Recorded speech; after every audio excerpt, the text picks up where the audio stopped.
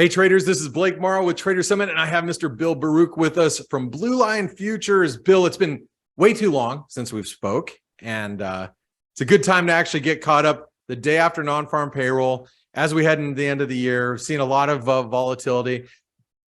What's your takeaway from today's action? Yeah, big wage growth. Well, first, it's terrific to be with you here. Always a pleasure to join you. It's a big day. Yeah, non-farm payroll wage growth was on fire. You got a month-over-month increase, 0.6. They're looking for 0.3, but they also revised the October number higher by 0.1. So you're given a higher base to for that month-to-month jump, and then the year-over-year at 5.1%. So these are some big levels, that really, all year long. These are the highest, some of the hottest wage growth we've seen. Fed doesn't, it's not going to like that, but I don't think it changes anything for them right now. It's, kind of looking at it as just one number. I think I don't think it changes the path of 50 basis points in 2 weeks from now. But if we get another strong one for December in the beginning of January, that could start to really rev up the hiking cycle again, because they don't, sticky wage growth is going to lead to inflation, even though inflation is sort of decelerating right now. One of the things that really stood out to me most, though, was the warehousing and transportation wages picked up 3.8% month over month, and that could be more of Amazon, the FedExes, those places hiring, and just them knowing or really feeling that the consumer is not slowing down right now, and they're getting ready for the holidays, and they need to pay a little more in order to get people in the seats. Yeah, that's an interesting fact.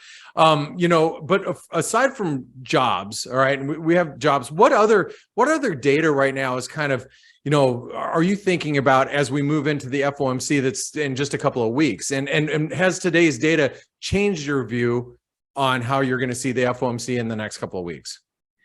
Well, there's certainly a little bit of a deceleration. Look at that manufacturing ISM number on Thursday, yesterday, and that was a larger contraction than most had looked for. Prices as well in that number were coming down. I think they were at 43 maybe or so. So the prices are contracting in manufacturing. We'll look at the services number next week. I think we get CPI data next week as well. So there's a lot to really kind of digest going into that Fed meeting. But again, I think one of the reasons why we saw a big support level at 4,000, that was a lot of resistance in the S&P coming into this week, is now a little bit of a support, because really the groundwork was laid by Fed Chair Powell on Wednesday, and so it's not to take today's non-farm payroll with a grain of salt, but you got to surround it with everything else that's going place, like that manufacturing PMI, and sort of just digest it all. And he signaled that 50 basis points. So again, it is just one number right now with some other data points sort of showing those decelerations. That makes sense. So let's talk about some of the market moves that you've seen. I mean, we've seen a really big move in the bond market, and we've seen, if you're talking currencies, we've seen some really big moves in the yen. And then I also want to get your view on crude oil, because crude oil has been one of those tricky. It's been actually a relatively tricky asset class as we've been, bouncing around from this $80. Looked like we kind of made a false breakdown, then we rallied back. I'd love to get your thoughts there, but let's start with the bond market. How are you feeling about yields and where they're at? Yeah, they've come in pretty well here, and that's been a tailwind to risk on in the equity markets, which been great to see here in the last 2 months. But 3.5% in the 10-year today is a big level. That was the high in June, post that really surprisingly hot May CPI number. So there's a lot of support at 3.5%. The 30 years come in. I think that's right around 3.5% as well, 3.6. So they're all kind of coming in. Do they hold these supports, or do they continue to slip a little further? But I think the data next week sort of give us a leeway on that. But it's really going to be the message the Fed gives in 2 weeks from now.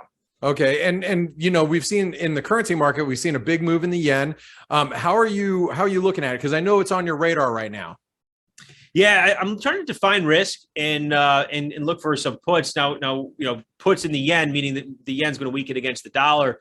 We're moving up against the 200-day moving average, and I think you saw this shift here where obviously the Bank of Japan is very happy to see a little bit of increase here in the yen right now, and it's been a risk-on move where the U.S. dollar has seen a lot of tailwinds come out of it. I think the Chinese yuan is something that this week that's definitely been helped underpin just broad U.S. dollar weakness against other currencies. I think the yuan strengthened about a little over the 2% this week. I'm not sure where it is today, but that's definitely something as China reopens and starts to bring sort of tailwinds, growth tailwinds to the rest of the world. I do think though, as yields rise, and you're going to see it's going to be a headwind to the yen. So if this is a 3.5% here in the 10-year, proves to be support, and you got the previous highs in the dollar index broadly, let's just say 103 to 105 is a big area on the dollar index. Then there is, I think, a good opportunity from a risk reward standpoint to be playing the yen from the short side in the futures. And what I've done is build a put position that I can define my risk. So in my managed fund, it's just about a 1% exposure risk on there with taking that those puts in the yen. So we'll kind of see how that plays out in the coming weeks. And my expiration goes out to February. As a currency trader, I'm always interested to hear about that. Two last questions. What do you make of crude right here? I've been doing these interviews with you for well over a year now, and I always have a lot to say about crude. I've probably done the least amount with crude oil in recent months than I have really over a very long time. I'm very bullish long term, and I just think we kind of go through this area here. We got to find some support in the 70s and really, kind of build that base. I think OPEC Plus has given us some jawboning to say they don't want to see WTI really break through 75. They don't want to see Brent break through 80. But there is this sort of, if you back out the truck a bit and you kind of look historically, it's about $50 to $70 in crude oil, where it's sort of, I wouldn't call it no man's land, but if we're holding out above 80, it's a bull market. If we're breaking below 50, it's a bear market. And it's sort of in a lot of damage for traders can really happen between those areas. Yeah. So I think I'm kind of just watching it for a moment. I think there's a lot of underinvestment throughout the space right now. If you look at sort of just asset values and the equipment companies like at Halliburton, those things have actually fallen down. Those assets have depreciated or not depreciated. Their overall assets have dropped values, so they're not investing new monies. Almost is kind of alluding to into exploration and whatnot in equipment.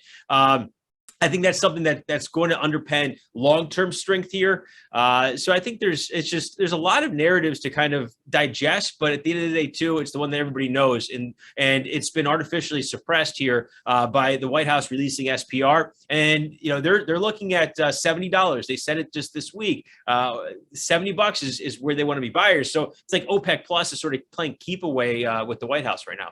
I don't know how much I like crude agnostic Bill Baruch so much. Oh, all right, Bill. Hey, one last question. I've been kind of posing this question to everybody that I talk to. The S&P, everybody knows, we all look at the same charts. We're up around that 4,100 level. We're hovering around the 200-day moving average. Do we really want to be buying stocks for some Santa Claus rally, or is this the place where you kind of got to look at it and say, thank goodness I got to sell at 4,000. What are your thoughts with the S&P in the coming months? Yeah. Well, first to say, I'm not totally agnostic with crude and our investment portfolios with securities and wealth management. Sure. We still got a 15% marking in energy right now relative to the S&P. It's like a 4%. So we're very overweight energy. It's just, in sort of the futures trading side of things, it's been a really, really terrific year. And, we're just being very cautious with some of the bets that we're looking to be taking right now. When there's just probably better things and, more decisive action to be taking other assets. But with the S&P, it's definitely a lot of resistance. I mean, the fact that we've moved through 4,000 is terrific. 4,100, everybody knows, is that trend line from the highs. So as we moved into that, it appears we're going to get a weekly close that did not get above there, and it's a direct fail. I think the longer we can consolidate around 4,000 and above 4,000 around the 200-day moving average is healthy.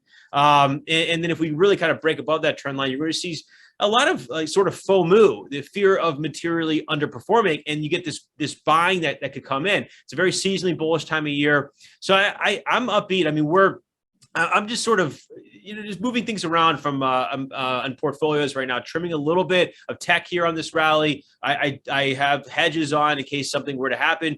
But overall, we only got about 3% cash, and we're really invested otherwise. From the trading standpoint, we saw this bounce back after non-farm payroll, and I was telling clients it's about 40.72, 40.82 was our point of balance on the week, from this higher end of the range. And we fell from there after non-farm payroll, and now you got that being resistance. We get back above, say 40.82, 85, and start clearing that, we could be off to the races again. But underneath of that area, we're going to probably consolidate, chop around. I'm upbeat overall, but you got a short lease on the way I'm looking at things in the near term. That makes a lot of sense. Bill, I love it. You trade, you talk like a trader. You are a trader. But what do you guys do over there at Blue Line Futures that, as a trader, I need to know about? Great. Yeah. I mean, we really love helping traders. We're at Blue Line Futures. We're a brokerage firm. And, whether you're a novice or professional, novice clients, they're looking for help, trying to reach the research that we put out day to day has levels to trade. It's on your site too. So people should go check it out. They can sign up for a free trial with Blue Line Futures to get the research, talk to our team, see how that goes. If you want to be totally hands off though, and you're a qualified eligible purchaser, you're a QEP, I do run a managed fund. If you're just looking to invest in get exposure in equity markets with somebody that's actively managing, I do that as well. So, you can find us, although there are other companies, just find us at Blue Line Futures. We can direct you the right way. Bill, I love talking with you, and it's been way too long. So if I don't talk to you before the Christmas holidays, have a wonderful holiday season. But if I don't, I'm going to be hitting you up first thing next year. Yeah, I'd love to join you again soon. Thanks a lot. You have a great holiday season. You do the same.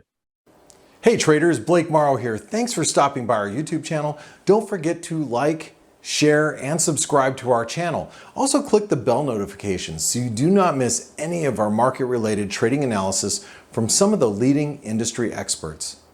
Thanks for stopping by. We'll see you in the next video.